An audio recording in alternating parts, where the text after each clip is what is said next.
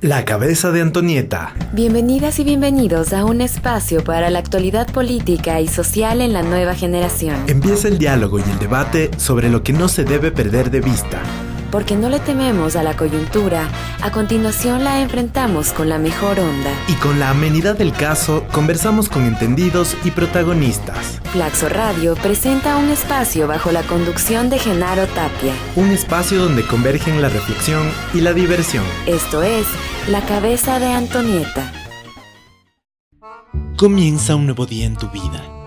Un día que se presiente productivo. La ciudad de Quito está radiante y soleada. Faltan segundos para que el despertador suene, cuando de pronto, el gallo que el vecino conserva en su balcón y que se llama Marianito, te despierta. Y aunque para muchos es una dicha vivir en la única capital donde aún te puede despertar la naturaleza, el incidente te da un sobresalto y caes, como una dulce y podrida fruta. Indefenso y desorientado, abres los ojos e inspeccionas tu cama, tu ropa, los muebles. Ya no para saber en dónde estás como años atrás, sino para comprobar que sigues siendo de clase media y aún puedes tener hobbies. Antes de tomar una ducha, prendes la TV para revisar los últimos sucesos. Pero tu primo que escucha a Silvio Rodríguez la había dejado en Telesur la tarde de ayer. Y accidentalmente miras una noticia de aquel canal. Bueno, este viernes 55 empleados de la Casa Rosada, 140 trabajadores de las fábricas militares y 494 del Ministerio de Cultura fueron despedidos sin notificación previa. Estos trabajadores fueron, como siempre, a cumplir con su labor y la seguridad les impidió el paso. ¿Con qué? Con una lista negra. Les decían, usted pasa, usted no pasa, usted sí puede pasar, usted no puede pasar. Disgustado y aburrido por aquella cápsula política internacional impuesta casi dictatorialmente, te dispones a apagar el aparato, pero una nueva noticia te llama la atención. Sin embargo, la creación por decreto, mientras el presidente está de vacaciones, de un nuevo ente de comunicaciones, confirma que la ley de medios de la democracia ya no tiene efecto. Momentos más tarde, caminas por la 6 de diciembre, sin entender por qué aquellas noticias del país sureño parecen perturbarte tanto. Piensas en Fito Páez, en un café se vieron por casualidad, también en el tango. Y aun si estos son superficiales elementos de estética burguesa, te hacen recordar que Argentina te importa. Y eso no puede ser malo. En todo caso, dejas la reflexión para después del almuerzo, porque estás a miles de kilómetros de distancia de los problemas de otros países. Y tiempo hay. Ya más relajado, subes al bus de la Ecovía y te dispones a hacer una breve siesta para recuperar el sueño que el ocio electrónico te ha quitado, cuando la radio te obsequia la siguiente noticia. Y precisamente desde este jueves, el alcalde guayaquileño se encuentra en Argentina, país en el que tiene previsto reunirse el viernes con Mauricio Macri. Ahora tu mente ya no borrará de su portapapeles esa información que tanto luchaste por excluir de tus preocupaciones. Entendiendo que el conflicto pisa los talones de tu país, llegas a tu trabajo en el estudio de Flaxo Radio, decidido a aceptar el triste destino de indagar en la coyuntura internacional. Pues aunque esta pueda ponerte de mal humor, envejecerte, recordarte muchas desgracias de la humanidad y deprimirte, nadie te quitará el mérito de ser un ciudadano consciente e informado.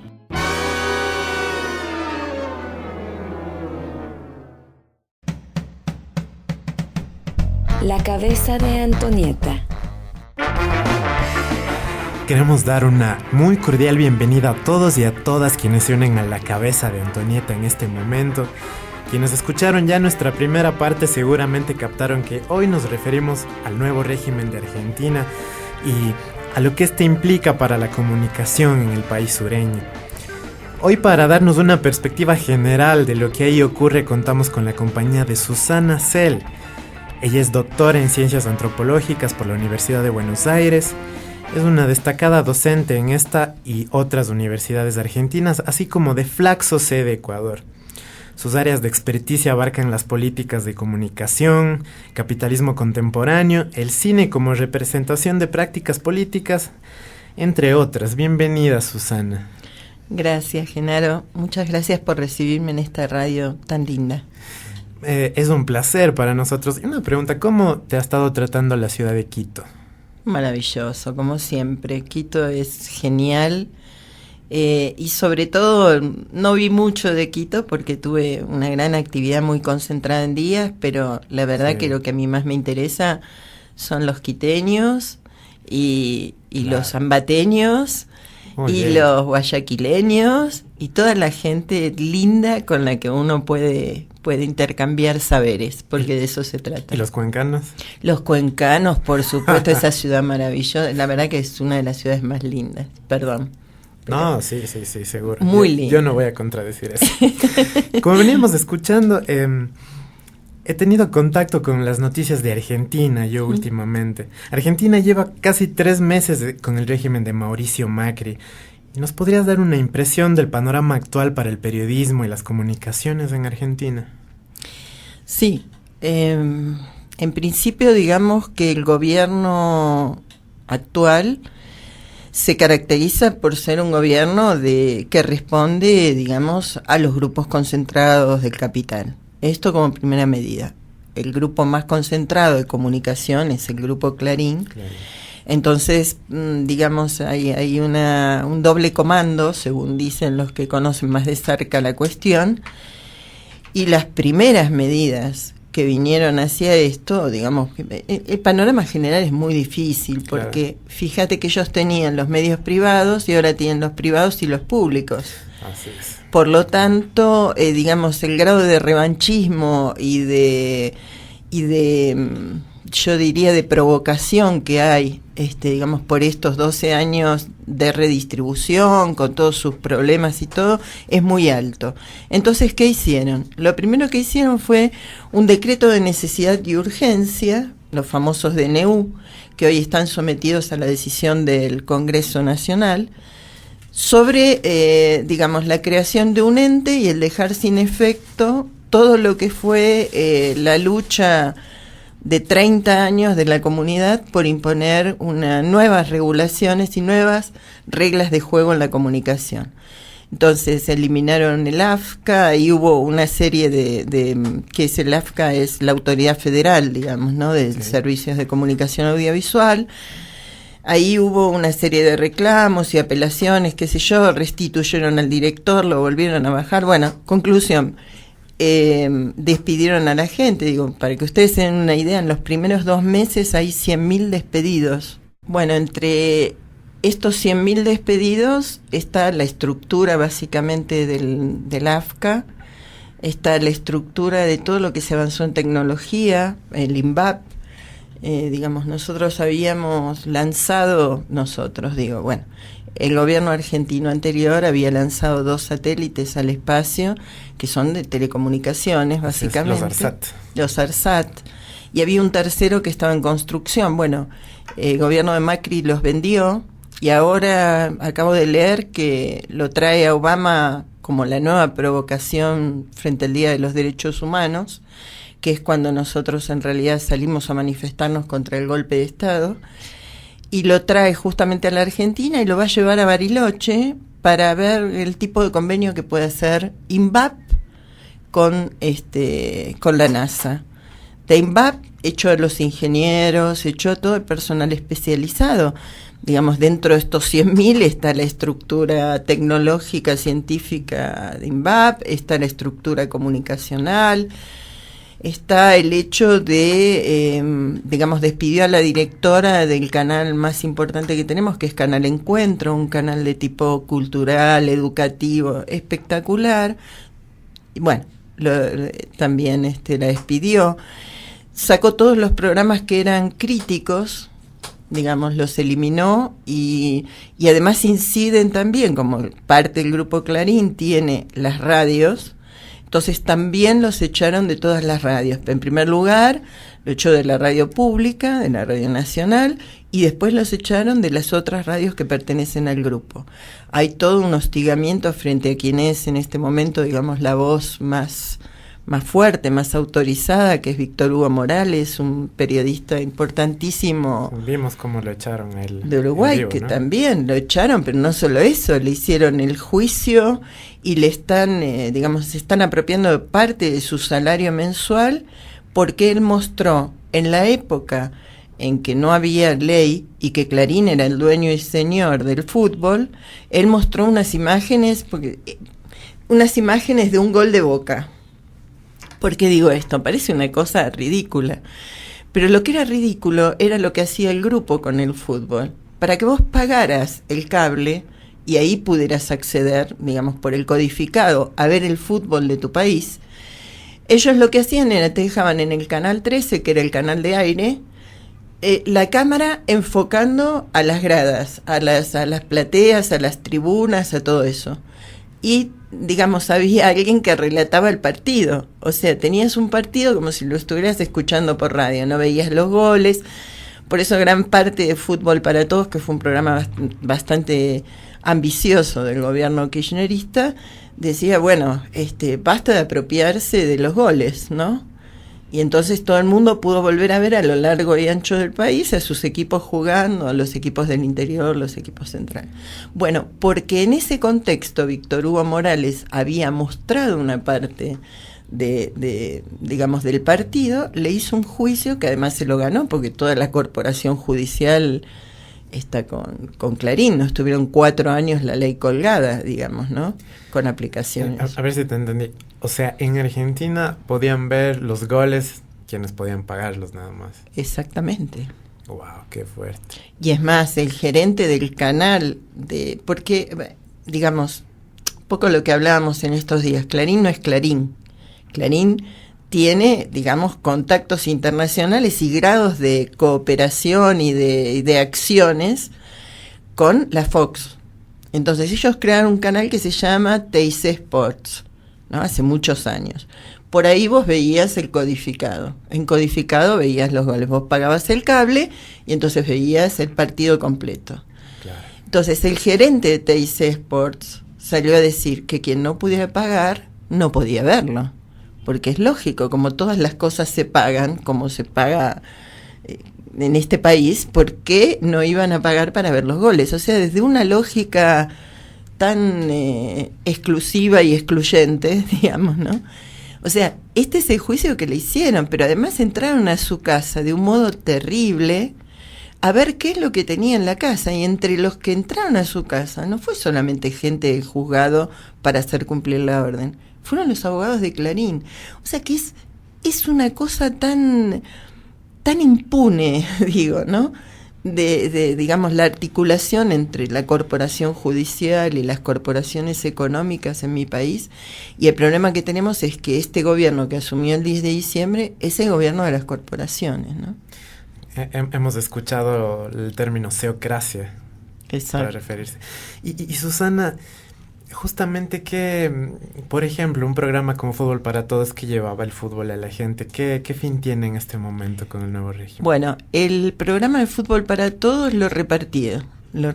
Algunos partidos se pueden ver por Canal 13, que es de Clarín, los partidos más importantes de los equipos que son los equipos más populares, digamos, Boca, River, claro. San Lorenzo. Sí. Mi marido es de San Lorenzo y no mira el partido de San Lorenzo por no poner Canal 13.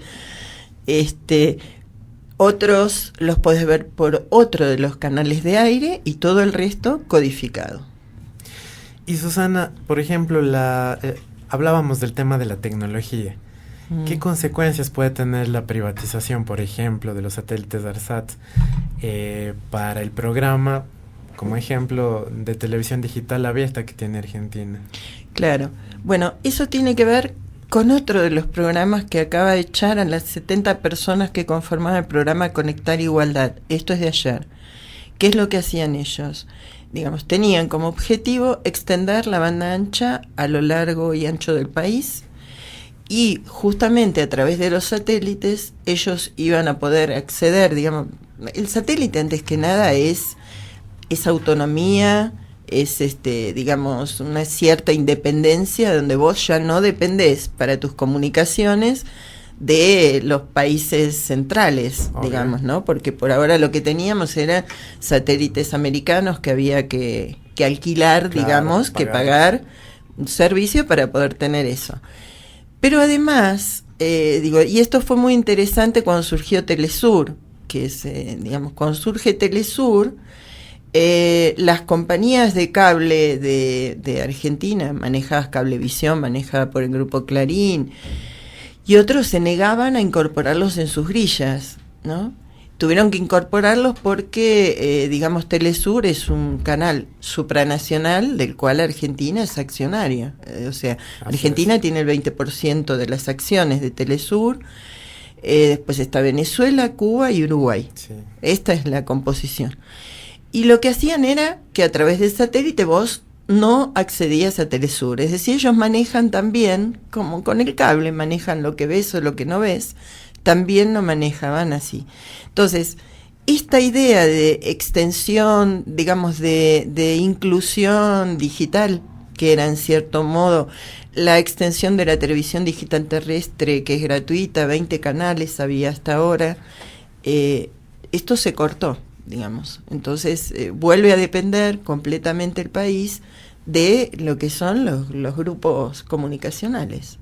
O sea, porque desde el Estado están respondiendo a esos grupos, es decir, están eliminando todo aquello que podía representar una democratización, una ampliación de derechos comunicacional, ¿no? Y según escuché últimamente, hay operadoras como Cablevisión que ya retiraron Telesur. Ayer Cablevisión retiró de su grilla a Telesur. Es decir, la única opción que tenemos en este momento de acceder a Telesur es vía internet. Es decir, claro, tenemos que ver la programación, que felizmente Telesur tiene digamos, tenés televisión en directo por la red y bueno, así lo estamos viendo. Porque además Telesur fue la única televisora que mostraba el caso de las manifestaciones, de los problemas que había en Argentina. En Argentina es como si no pasara nada, nada de nada, porque tanto los canales públicos como los privados, todos lo que hacen es mostrarte la actividad presidencial, las cosas secundarias. Es como si hubiera desaparecido la violencia, los problemas de todo tipo, cotidianos, los aumentos no aparecen ahí. Hoy me decía un colega, estuve leyendo que en Argentina la luz aumentó el 500%. Sí, mi hermana lo votó a Macri y está agarrándose la cabeza porque vive en un departamento chico y está pagando fortunas. Es decir, es un ajuste para otra vez expulsar a todos aquellos sectores bajos y medios que fueron incluidos en las políticas neodesarrollistas, digamos, del kirchnerismo, ¿no? Entiendo. Sí, y justamente escuché la noticia ayer de un docente, por ejemplo, que recibió la nueva planilla de luz con los nuevos precios, ¿no? Y era prácticamente equivalente a su sueldo, lo que tenía que pagar. Entonces llamaba bastante la atención. Sí, porque además está esa otra contradicción, o sea, Macri hizo toda su campaña diciendo que no iba a devaluar. Y le decía a Scioli, Daniel, ¿por qué le mentís a la gente? Acá no se va a devaluar. Subió el 10 de diciembre y el 13, creo que fue, 12, 13, el dólar pasó de 10 a 15 pesos, con lo cual devaluó un 50%. Y está negociando las paritarias, sobre todo las docentes, en que no suban de un 24 a 25%, con lo cual, digamos, perdemos no solamente el 50% de nuestro salario, sino que con la inflación galopante que hay y los aumentos de los servicios, es bastante difícil la situación. Además de que está hipotecando el país, está endeudándose de nuevo, quiere pagar a los fondos buitres, dio una serie de ventajas de eliminar retenciones a las exportaciones. Ayer hablo con mi marido y me dice, no vas a creer lo que te cuento.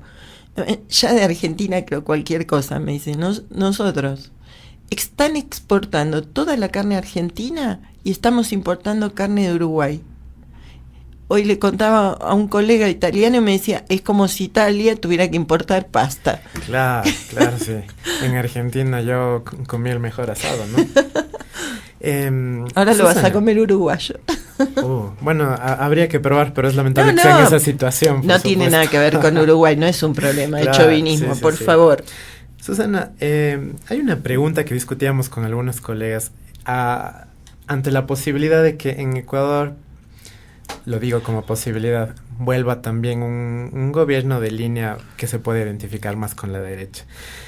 Cuando un gobierno que se puede identificar con esta línea llega al poder, ¿se apropia de los espacios que los medios públicos ofrecen o simplemente los inhabilita? Mira, yo te diría que el caso nuestro es así. Nosotros tenemos 5 canales de aire. De los 5 canales de aire, uno solo es público. Sí. Y ahora es absolutamente oficialista. Es decir, te pongo un ejemplo. No solo que se lo apropió, sino que además cambió las reglas de juego que hay.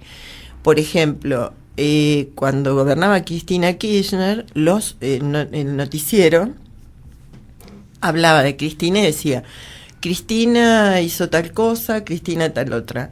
Ahora acá está impuesto el presidente Mauricio Macri, se dice. No es Mauricio, no es Macri, no es como Cristina, es el presidente Mauricio Macri. Claro.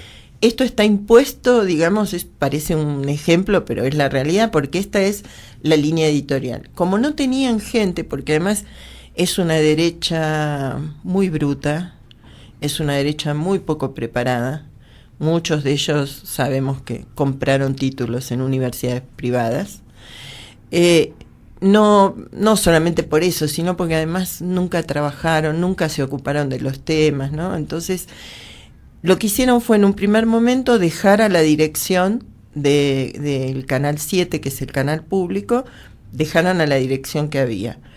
Y algunas cositas se podían filtrar, por ejemplo, digamos, algunos trabajos que la televisión pública está haciendo con el archivo, recuperó su archivo histórico, y entonces algunos programas de archivo, algunas cuestiones así. Los programas opositores volaron todos, y alguna cosita que se podía llegar a decir en el noticiero.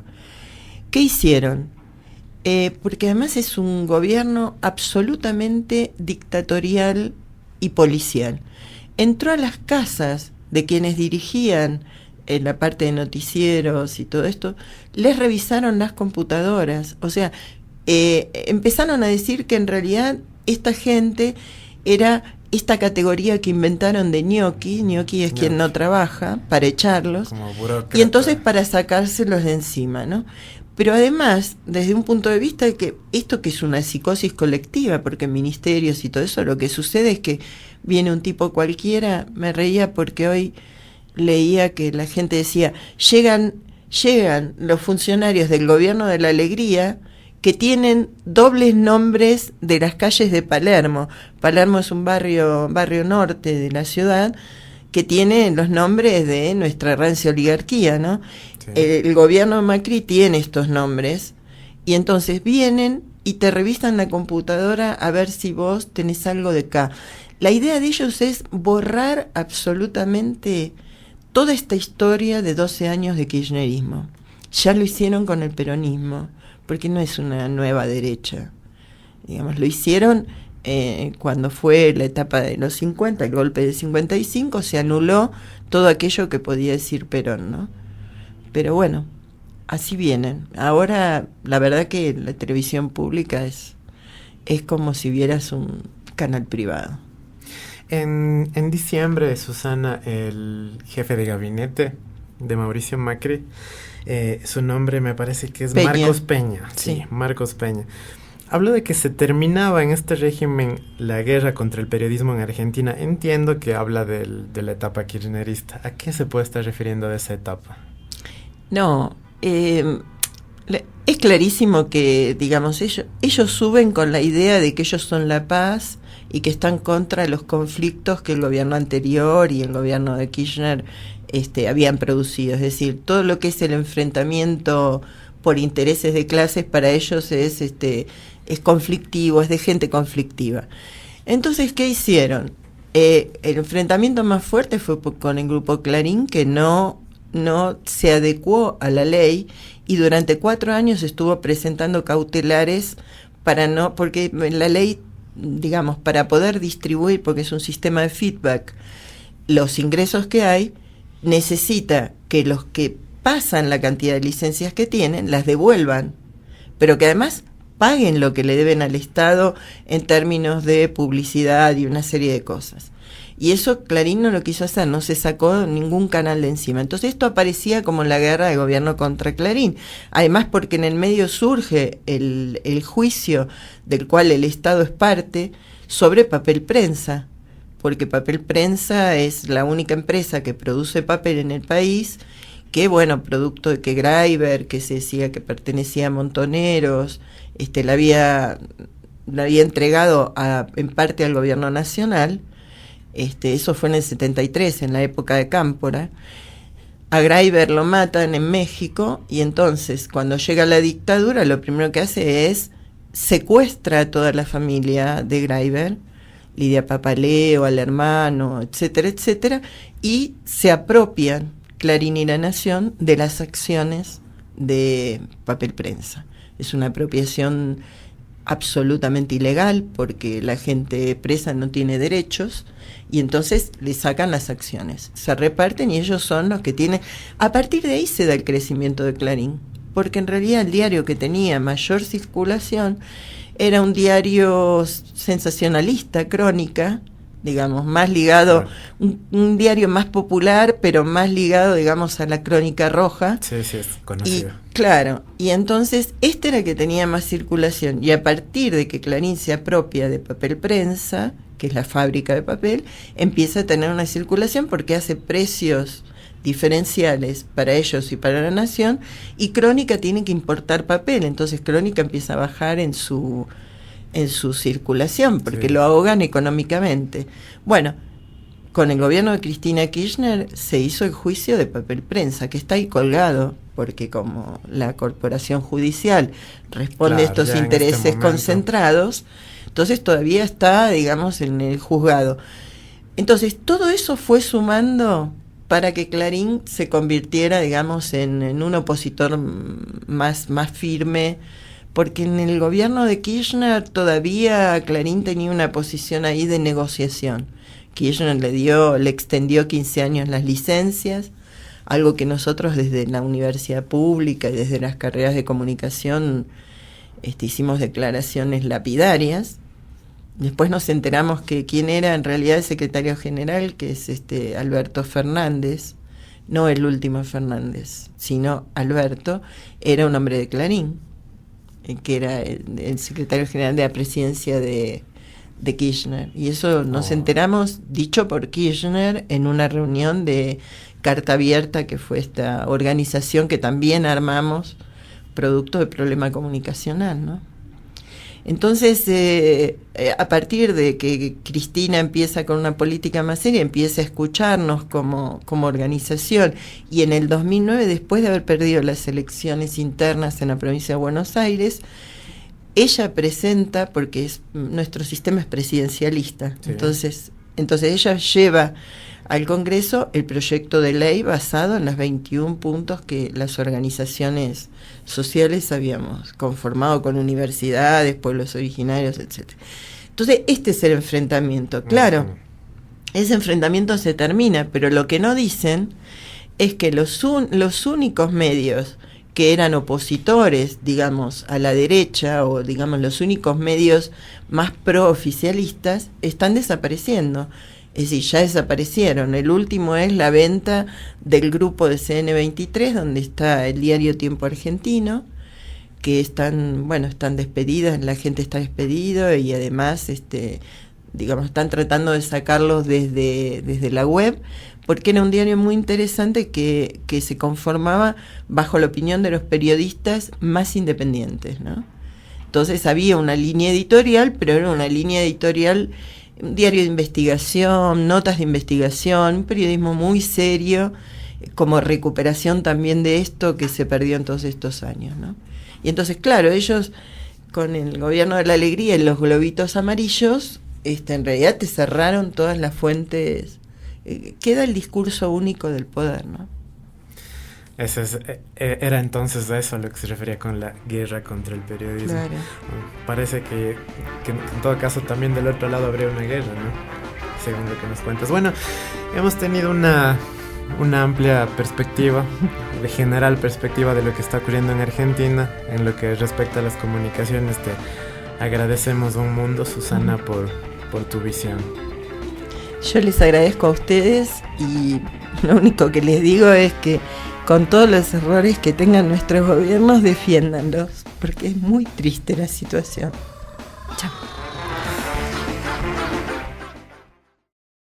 Flaxo Radio presentó un espacio bajo la conducción de Genaro Tapia. Escuchaste La Cabeza de Antonieta.